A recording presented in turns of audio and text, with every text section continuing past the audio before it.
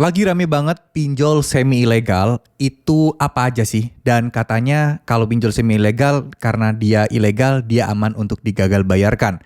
Nah, oke, kita akan bahas di video kali ini apa sih pinjol semi ilegal dan pinjol-pinjol mana aja yang terindikasi semi ilegal dan masih aman untuk digalbay. Oke, Assalamualaikum warahmatullahi wabarakatuh. Video kali ini saya akan membahas terkait masalah pinjol semi ilegal. Nah, ngomong-ngomong soal istilah semi ilegal, ini sebenarnya bukan istilah resmi atau bisa dibilang sebenarnya nggak ada, teman-teman. Ya, cuman diada-adakan aja karena mengingat sebuah aplikasi pinjaman online, kalau dia melanggar aturan dan ya intinya dia melakukan larangan-larangan yang mirip dilakukan seperti pinjol ilegal, nah dia dikategorikan sebagai pinjol semi ilegal. Masalahnya adalah, nah di sini nih, pinjol semi ilegal.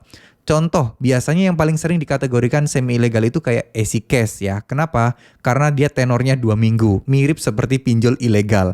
Yang mana pinjol ilegal kadang 10 hari, 11 hari, kadang 14 hari gitu ya. Nah, itulah kenapa easy cash sering banget disebut pinjol semi ilegal. Dan kadang juga bunga serta penagihannya juga ya mirip-mirip pinjol ilegal. Ya seperti itulah asumsinya orang-orang seperti itu. Tapi secara administrasi dan terdaftar, pinjol semi ilegal itu tidak ada.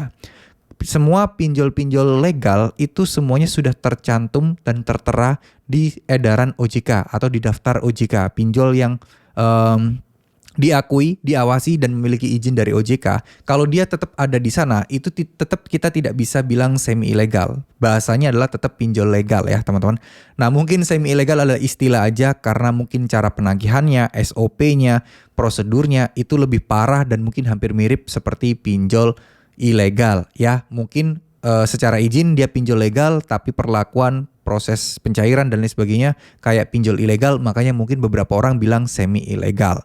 Nah, sayangnya hal ini tidak bisa dan tidak akan berpengaruh juga kepada utang-utang kalian. Gak ada istilahnya galbe di semi ilegal aman dan lain sebagainya. Nah, galbe di pinjol legal pun juga aman, teman-teman, gitu loh. Jadi apa ya, bisa dibilang sebenarnya tolak ukur untuk aman dan tidaknya adalah bagaimana sih teman-teman itu untuk menyikapi permasalahan galbay pinjol ini. Itu yang paling utama. Kenapa saya bisa bilang seperti ini? Karena semua faktor yang mempengaruhi segala tindakan teman-teman, faktor yang mempengaruhi segala kejadian yang berkaitan dengan pinjol, itu adalah diri kalian sendiri yang mengaturnya. Dan sebab akibatnya ada di diri kalian sendiri. Bukan orang lain dan juga bukan siapa-siapa. Nah, jadi, kalau misalnya kita bermasalah di pinjol semi ilegal, apa yang salah? Apa yang akan terjadi? Dan apakah akan masuk ke selik OJK atau tidak? Jawabannya enggak. Karena selama dia punya bukan jawabannya enggak ya. Jawabannya adalah selama dia masih statusnya legal, itu berarti bukan pinjol semi ilegal, tetap legal.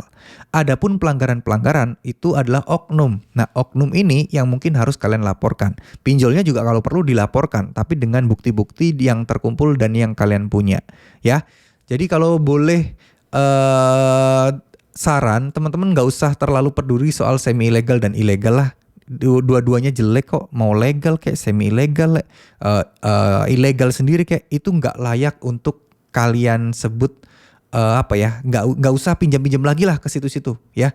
Ketiganya nggak ada yang bagus, semuanya juga memiliki resiko masing-masing, semuanya juga bunganya sangat memberatkan dan semuanya juga rata-rata juga banyak yang gagal bayar di sana. So, poin utama dari video ini adalah nggak usah pusingin dan nggak usah peduliin pinjol-pinjol semi ilegal. Yang jelas kalau kalian galbay di pinjol legal, ya udah sih, nanti aja dulu dibayarnya kalau memang tidak ada uangnya. Fokus aja dulu menabung, fokus untuk bekerja keras. Barangkali siapa tahu suatu saat punya uang yang terkumpul dan kalian bisa membebaskan diri kalian dari jeratan hutang pinjaman online seperti itu. Ya, sekali lagi, semua itu butuh proses, semua itu nggak bisa kalian capai dengan instan, semua itu harus pelan-pelan, dijalani dengan baik, dijalani dengan penuh keikhlasan, dijalani dengan selalu memohon perlindungan dan pertolongan Allah Subhanahu wa taala, itu yang terbaik, teman-teman. Ya, terima kasih. Mohon maaf jika ada salah-salah kata. Wassalamualaikum warahmatullahi wabarakatuh.